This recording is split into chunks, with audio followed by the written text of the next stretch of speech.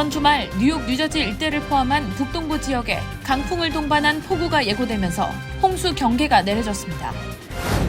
수천억 원대 벌금 폭탄을 안고 있는 트럼프 전 대통령이 파산 위기에 내몰린 가운데 그의 SNS 플랫폼 트루스 소셜이 빠르면 다음 주 주식시장에 우회 상장될 수 있다는 보도가 나왔습니다.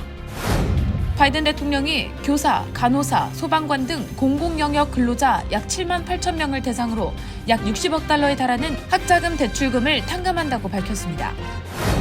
뉴욕시 맨해튼의 한 아파트 소유주를 살해한 10대 불법 점거인 2명이 오늘 체포됐습니다. 피해 여성의 사체는 집안에 있던 가방에서 발견됐습니다. 뉴욕시 퀸즈 지역에서 훔친 물건들을 쌓아두고 활발하게 재판매해온 체계적인 범죄 조직이 적발됐습니다. 한인 밀집 지역인 퀸즈 롱아일랜드 시티와 아스토리아 등에서 아마존 배달원으로 위장한 후 최소 9개 주택에 침입해 현금과 물품을 훔친 도둑이 공개 수배됐습니다. 불법 뇌물수수 혐의를 받고 있는 밥 메넨데즈 상원의원이 오는 민주당 예비선거에 불출마할 것이라고 밝히고 현재 직면하고 있는 총 18개 혐의에 대해 다시 한번 전면 무죄를 피력했습니다.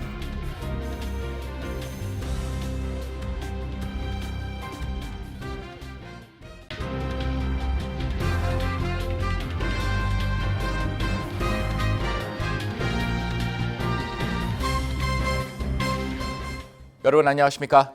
KBTV 뉴스9 이창원입니다. 이번 주말 뉴욕 일원을 포함한 북동부 지역에 강풍을 동반한 폭우가 예고됐습니다. 예보관들은 뉴욕과 뉴저지에 있는 I-95 고속도로를 따라 홍수 발생 위험이 있다고 경고했습니다. 오늘의 첫 번째 소식 김은지 기자가 전해드립니다. 국립기상청은 내일 북동부 지역에 2에서 3인치의 비가 광범위하게 쏟아질 것으로 예측했습니다. 오늘 오후부터 내리기 시작한 비는 점차 거세질 것으로 보이며 시속 30마일의 강풍도 예고됐습니다. 또 뉴욕 일원에 홍수 위험이 있을 것이라고 전했습니다. 특히 뉴저지 북동부와 커네티컷 남부 지역의 강수량이 많을 것으로 예상되며 예보관들은 I-95를 따라 홍수 발생 위험이 있다고 경고하기도 했습니다. 해양대기청은 롱아일랜드와 뉴저지 해안 지역에 내일 돌발 홍수 위험을 4단계 중 2단계로 지정했습니다. 내일 뉴욕 일원의 낮 기온은 화씨 49에서 51도, 밤 기온은 화씨 31에서 34도로 비교적 온화할 것으로 예상되지만 강수 확률은 90% 이상입니다.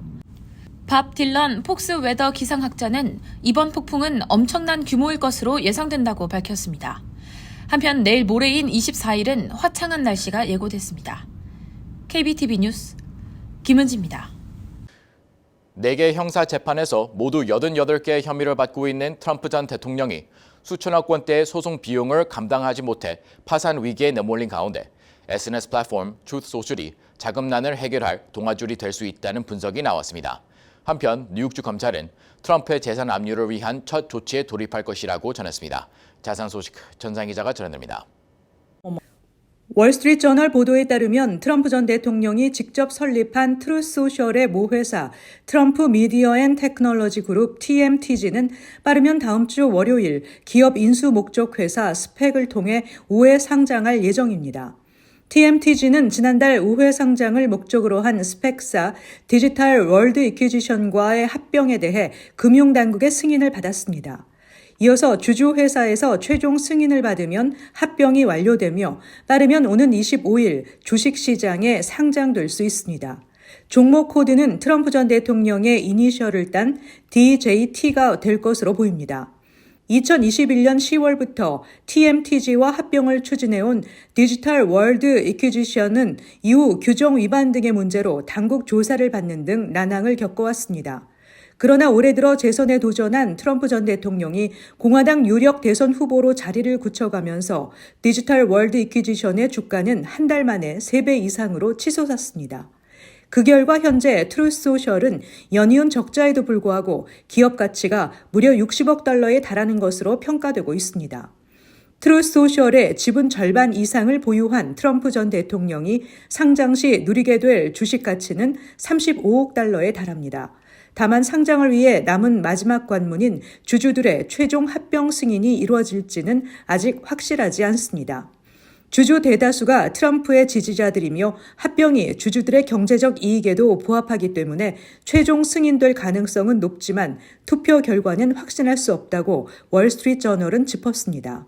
당장 각종 사법 리스크 비용으로 선거 자금난에 시달리고 있는 트럼프 전 대통령은 TMTG가 상장되면 보유 주식을 6개월 전에 매각할 수 있게 해달라고 당국에 요청하거나 주식을 담보로 돈을 빌리려 할 수 있다고 월스트리트 저널은 관측했습니다.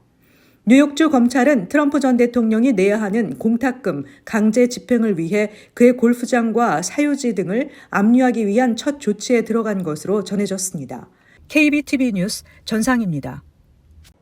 조 바이든 대통령이 11월 대선을 앞두고 잇따라 학자금 탕감책을 내놓고 있습니다. 대통령은 법적으로 허용되는 범위 안에서 학자금 부채 탕감을 진행하면서 올해 들어 매달 한 차례씩 발표됐는데요. 이번에는 탕감 총액이 약 60억 달러에 달합니다. 계속해서 전장 기자입니다. 바이든 대통령은 성명을 통해 교사, 간호사, 소방관 등 공공영역 근로자 약 7만 8천 명의 학자금 대출금을 탕감한다고 밝혔습니다. 탕감 금액은 약 60억 달러에 달합니다. 앞서 바이든 대통령은 1월에 7만 4천 명을 대상으로 하는 50억 달러 규모, 2월에 15만 3천 명에 대한 12억 달러 규모의 학자금 대출 탕감을 각각 발표한 바 있습니다. 바이든 대통령은 2020년 대선 당시 주요 공약 중 하나로 학자금 대출 탕감을 제시했고 취임 이후 역점을 두고 공약 이행을 추진해 왔습니다. 트럼프 행정부 시절 보수 우위로 재편된 대법원이 지난해 6월 연간 소득 12만 5천 달러 미만 가구를 대상으로 최대 2만 달러까지 학자금 채무를 면제하도록 한 바이든 정부의 정책에 대해 권한 없음 판결을 내렸지만 바이든 대통령은 법적으로 허용되는 범위 안에서 잇따라 학자금 부채 탕감을 하고 있습니다. 바이든 대통령은 성명에서 나는 고등교육이 기회의 장벽이 아니라 중산층으로 가는 타겟이 되도록 하겠다고 약속했다며 더 많은 미국인들에게 학자금 부채 탕감을 해주고 중산층을 출발점으로 삼는 경제, 아래에서 위로 올라가는 경제를 건설하기 위해 모든 가용한 수단을 동원할 것이라고 밝혔습니다.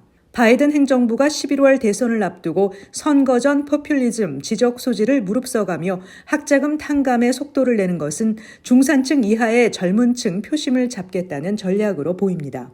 특히 이스라엘 하마스 전쟁과 관련한 바이든 행정부의 친이스라엘 일변도 행보가 젊은 민주당 지지층 일부의 이반으로 연결된 상황에서 지지층 달래기를 위한 선심 공세의 측면도 있는 것으로 일각에서는 보고 있습니다.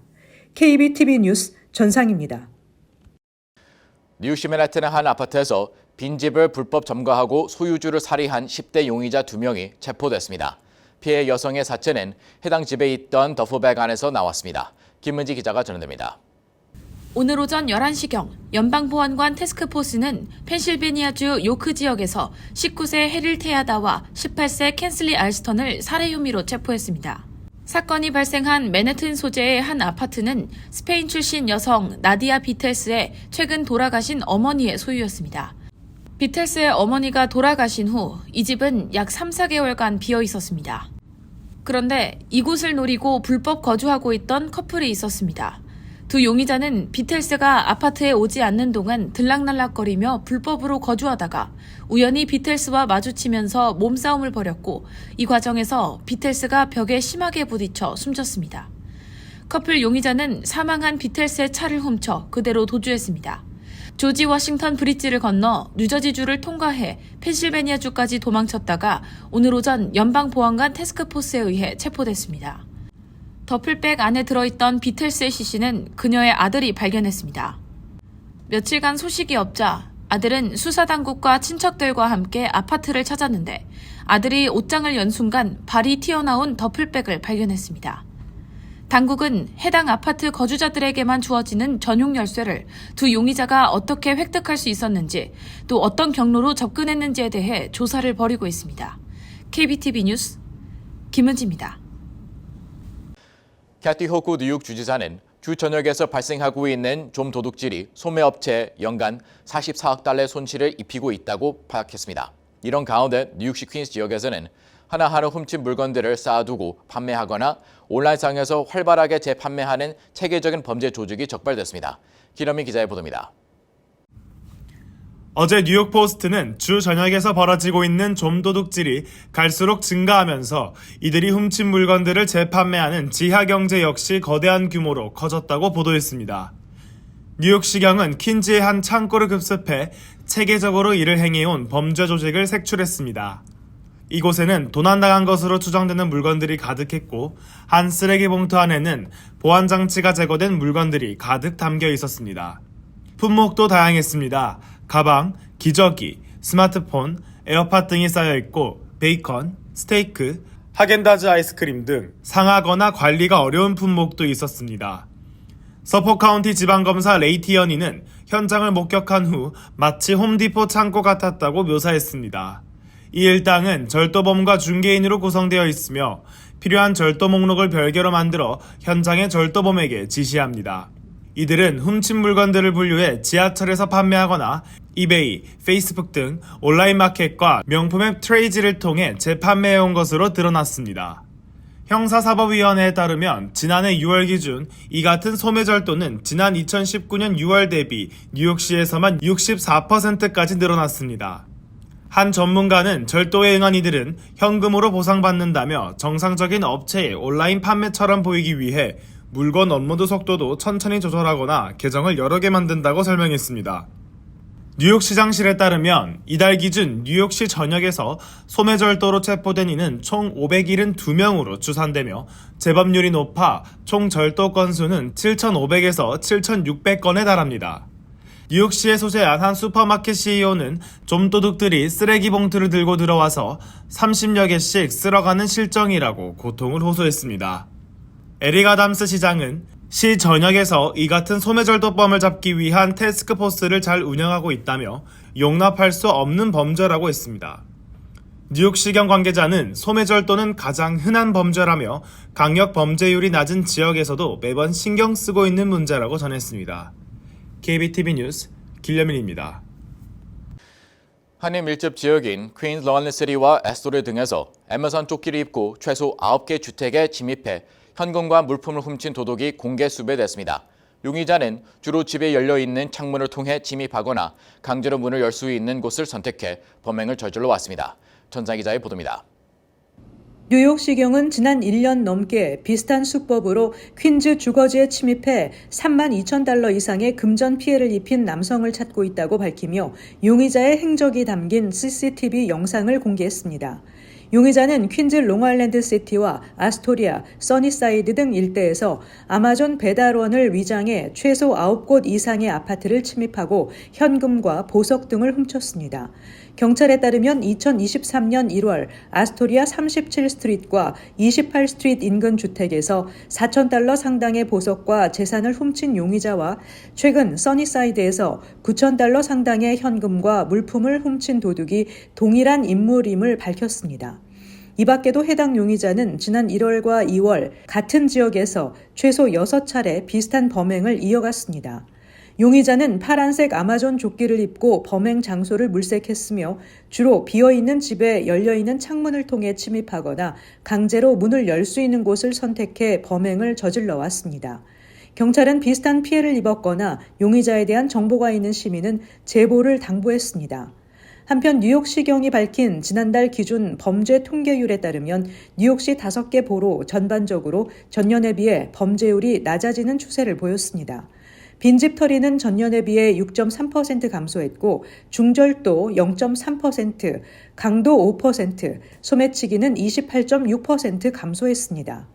한인 밀집 지역인 백구 지역 관할 범죄 통계 자료에 따르면 지난달 말부터 이달 초 발생한 빈집 털이가 전년에 비해 54.5%, 차량 절도는 12.2% 감소했습니다. KBTV 뉴스 전상입니다. 불법 뇌물수수 혐의로 받고 있는 바머랜드 상원의원이 오늘 민주당 예비선거에 불출마할 것이라고 밝혔습니다. 하지만 여전히 무소속으로 출마할 가능성은 열어두었습니다. 자세한 소식 김은지 기자가 전해드립니다. 밥 메넨데즈 상원의원은 재선 도전을 위한 민주당 예비선거 출마 신청 마감일을 4일 남겨둔 어제 이 같은 의사를 공식 표명했습니다. 민주당 상원의원 자리를 놓고 현재 앤디 김 하원의원과 태미 머피 여사가 경쟁 구도를 굳힌 상황에서 메넨데즈 의원은 영상을 통해 자신은 여전히 결백하다고 강조하며 현재 자신이 직면하고 있는 모든 비난에 대해 자신의 무죄를 명백히 증명할 것이라고 말했습니다. 이어 재판이 진행 중인 만큼 자신은 6월 4일 치러질 민주당 예비선거에 출마하지 않겠다고 전했습니다. 또 자신이 이번 재판에서 무죄를 선고받고 본선에서 독립민주당원으로 출마할 수 있기를 희망한다고 말했습니다. 현재 메넨데즈 의원과 그의 부인 메넨데즈 여사는 뉴저지 기반 사업가들로부터 불법적으로 뇌물을 수수한 혐의 외에도 공무집행 방해까지 총 18개 혐의를 받고 있으며 이에 대해 전면 무죄를 주장하고 있습니다. 이에 반해 메넨데즈 부부에게 뇌물을 건넸다는 공모 혐의로 기소된 뉴저지 사업가 3명 가운데 1명인 호세 우리베만은 메넨데즈 부부에게 차량 등 금품을 제공했다고 인정했으며 나머지 두 사업가는 여전히 무죄를 주장하고 있습니다. 메넨데즈 의원 부부는 뇌물수수 대가로 이들을 중동 왕실과 연결해주는 역할까지 해온 것으로 수사당국은 파악하고 있습니다. 검찰은 메넨데즈 의원의 자택 수색 과정에서 10만 달러 상당의 금괴와 48만 달러 이상의 현금을 찾아 압수했으며 메넨데즈 부부는 주택 대출금 일부도 사업가에게 대납시킨 것으로 검찰은 보고 있습니다.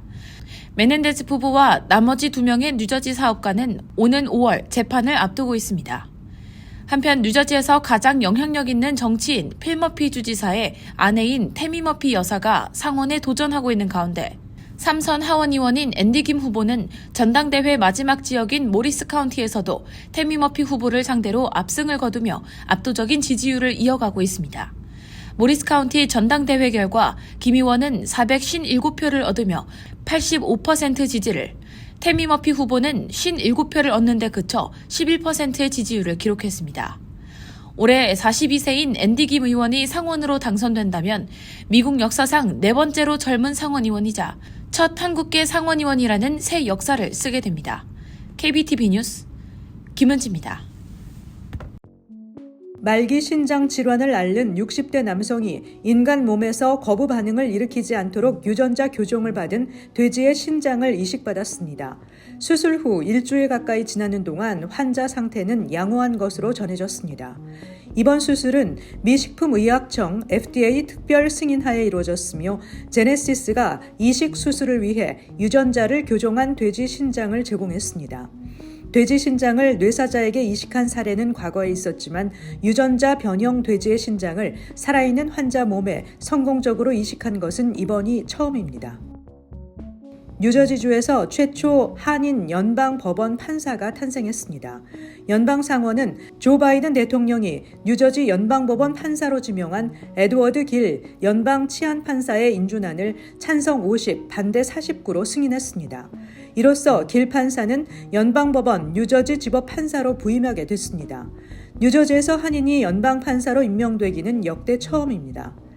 기록남 뉴저지 연합장로교회 원로 목사의 아들인 길 판사는 5살 때 1970년 가족과 함께 이민 왔습니다. 2019년 9월 연방법원 뉴저지 지법에서 민사 및 형사 사건의 예심 절차를 관할하는 치안 판사로 임명돼 근무해 왔습니다. 맨하탄 60스트리트 남단으로 진입하는 차량에 요금을 부과하는 교통 혼잡료 프로그램 시행이 약 3달 앞으로 다가온 가운데 반대 여론이 점점 커지고 있습니다. 주마니 윌리엄스 뉴욕시 공익공호관과 도노반 리처드 퀸즈 보로장은 최근 교통 혼잡료 프로그램에 대한 의문을 제기하고 나섰습니다. 민주당 성향인 이들은 교통 혼잡료 취지에는 공감하면서도 생계 때문에 맨하탄으로 출퇴근할 수밖에 없는 저소득층을 위한 구제 방안이 있어야 한다고 의견을 피력했습니다. 리처드 퀸즈 보로장은 퀸즈에 거주하는 경찰, 소방관, 의료 종사자 등에 대한 교통 혼잡료를 면제해 이들의 부담을 줄여줘야 한다고 밝혔습니다. 주의회 내 민주당 의원 일부는 로우 맨하튼이나 스태튼 아일랜드 등에 거주하는 뉴요커들에게는 교통 혼잡료를 면제해줘야 한다는 의견을 냈습니다.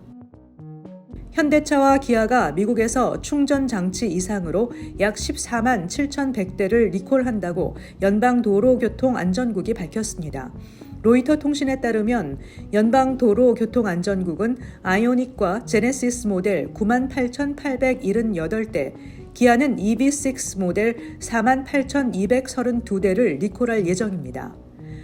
도로교통안전국은 통합 충전 제어 장치 손상으로 12V 배터리 충전을 중단시킬 수 있고 이로 인해 구동 전력 손실이 발생해 충돌 위험이 높아질 수 있다고 말했습니다. 또 지난 14일에도 현대차가 제네시스 차량 2만 8천여 대를 리콜한다고 밝힌 바 있습니다. 당국은 해당 차량이 오일 누출 가능성으로 엔진 화재가 발생할 위험이 높다고 이를 리콜한다고 발표한 바 있습니다. 잠시 후 커뮤니티 브리핑을 전해드립니다.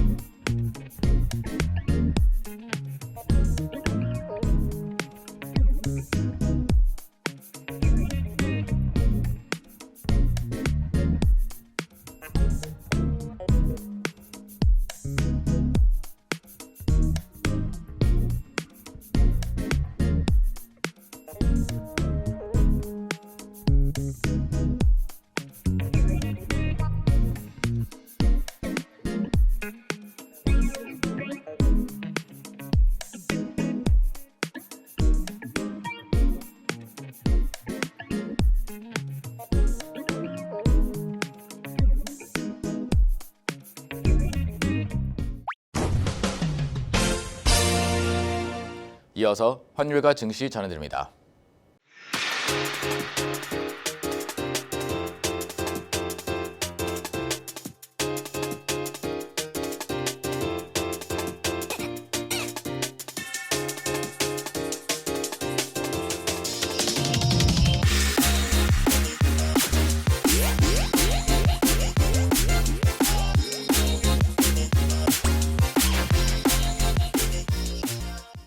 잠시 후 뉴욕과 뉴저지 날씨 전해드립니다.